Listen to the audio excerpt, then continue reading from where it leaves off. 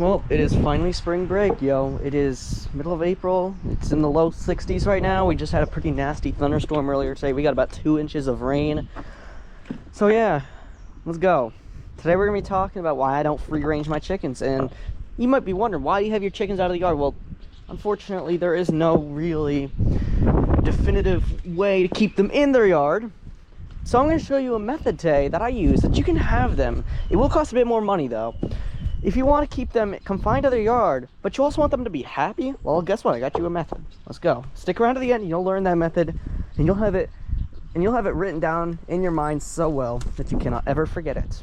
Well, maybe you will, but the first thing, the reason I don't really free range them is the big risks that come along with it.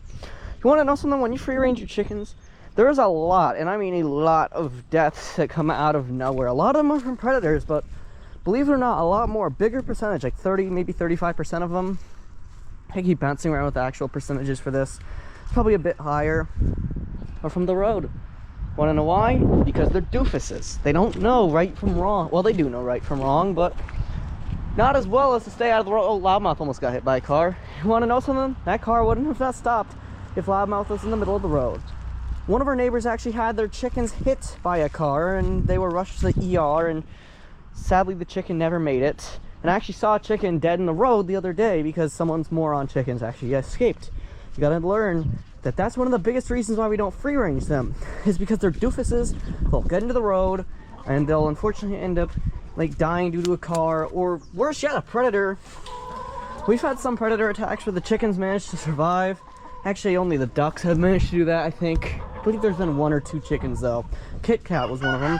Falcon was another one, although Falcon really didn't have any injuries. It's like when the coyote came and got him, it wasn't free range, but over the summer, the yard was damaged by a whole lot of rain. Like, we got some thunderstorms where like he'll come out of nowhere and we get 3-4 inches of rain. This was last summer, by the way, if you're wondering. It was terrible. So the coyotes came in and he fought him off, and of course he got bit. Kit Kat got even worse injuries on her tail. Like, her entire tail feathers were ripped off, but they grew back pretty quickly. You can't even tell.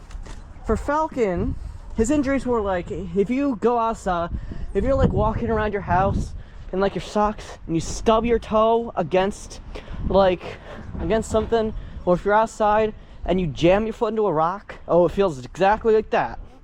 That's how it probably would have felt. Not a big deal, right? You'll bounce back from it pretty quickly. Didn't require any immediate medical attention. Kit Kat, well, it did it just to make sure it didn't get infected. That's kind of like falling down and getting a scrape on a rock. Like, you fall off your stone wall or something like that and you scrape your knees. It's kind of what the type of injury Kit Kat got. Fortunately, kids say the same for the rest of them. They got lethal injuries and died immediately.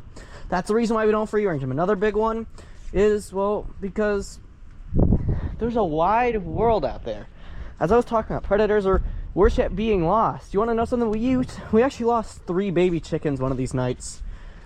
When we first moved outside, they got lost. I don't know if any of them I think they went across the street. I think the 3 of them actually survived the night. It's just they went across the street. They didn't know where to go because this yard wasn't set up. This was November, not December when we set this up. So they would go across the street, and they probably got killed by something over there. So I don't constitute it as an attack. It would be one of the biggest ones in this flock. But that's one of the main reasons why we don't free range them. It's just because they'll get out there. This is that strategy I was just talking about at the beginning of the clip. I mean, the video. This is a separate clip. If you know a little bit about video editing, you know exactly what I'm talking about. Well, the mobile chicken coop method. And although they cost a bit more, what I'm talking about is if you want a base level chicken coop. Chicken coops are like cars, basically. You get the base level, which costs the least amount of money, but you get the least amount of functionality. You get a mid-grade level, like you get some more features, but not all of them. Or you can option it for the highest. These cost the most. Or you could add modifications to get there for probably like half the price. That's how the modern industries work like that. So this chicken coop right here is about, I'd say like $2,900 when it was brand new. Nowadays I could probably sell it on like eBay for like $400. But it has electricity, so more like $550. But I don't know. It's used, and we're not selling it. I'm just using it as an example. And well, this chicken coop right here really gonna help a lot because it's portable, mobile chicken coop. You don't even have to have a tractor to move it around. You could literally have you could get like your SUV or your truck if you don't have one. then you can build a smaller one that you can move around and build several of them, or you can buy several of them. And believe it or not, most portable chicken coops, you can get like, you get a portable chicken coop that's not like that, no electricity, no add-ons, for like maybe around $1,200. You get a base level one. If you want all those add-ons, either add it yourself and that price will be like $1,600, or you could buy it off of someone and that price will be like $3,200.